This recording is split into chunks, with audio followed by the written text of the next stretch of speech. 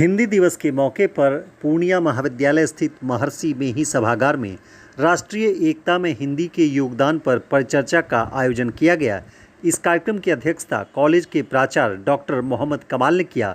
दीप जलाकर कार्यक्रम की शुरुआत की गई। मंचासीन लोगों में राष्ट्रीय स्तर के हास्य व्यंग के कवि डॉक्टर परमेश्वर गोयल, वरिष्ठ साहित्यकार देवनारायण पासवान देव, डॉक्टर आर.डी. पासवान, इश्तियाक अहमद और देवनारायण यादव मौजूद थे। इसके अलावा doctor C K. Mishra, doctor Sunil Kumar, doctor Nirupama Rai सहित छात्र छात्रा बड़ी संख्या में मौजूद थे। बारी बारी से लोगों ने हिंदी के विकास और प्रसार को लेकर अपने अपने विचार व्यक्त किए।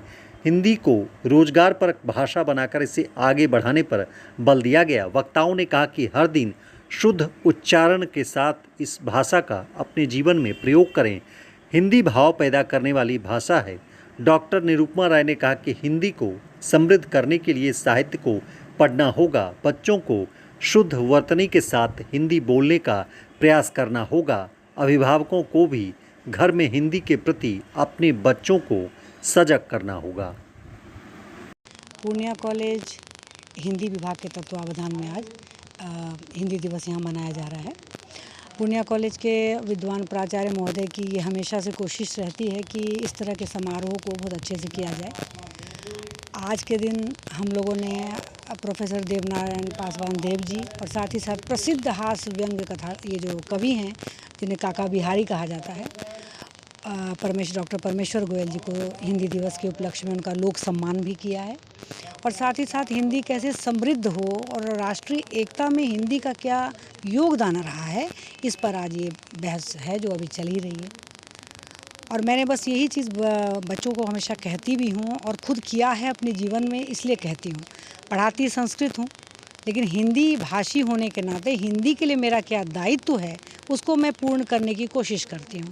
जैसे ज़्यादा से ज़्यादा हिंदी साहित्य का अध्ययन, घर में हिंदी भाषा में बात अपने बच्चों से, और तीसरा हिंदी साहित्य का सृजन करने का जो मेरा प्रयत्न है।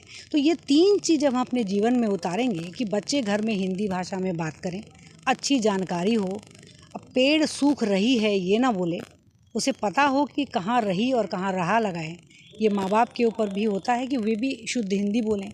दूसरी, वो जितना बड़े बड़े हिंदी साहित्यकार को पढ़ेंगे और कुछ न कुछ लिखने का प्रयास करेंगे जब हिंदी में, तो भाषा समृद्ध होगी।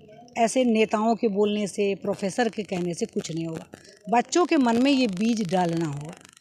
जो बहुत बड़ा दायित्व आता है कि यदि आप एक प्रोफेसर हैं तो आप किस तरह से बच्चों को उधर मोल्ड करें।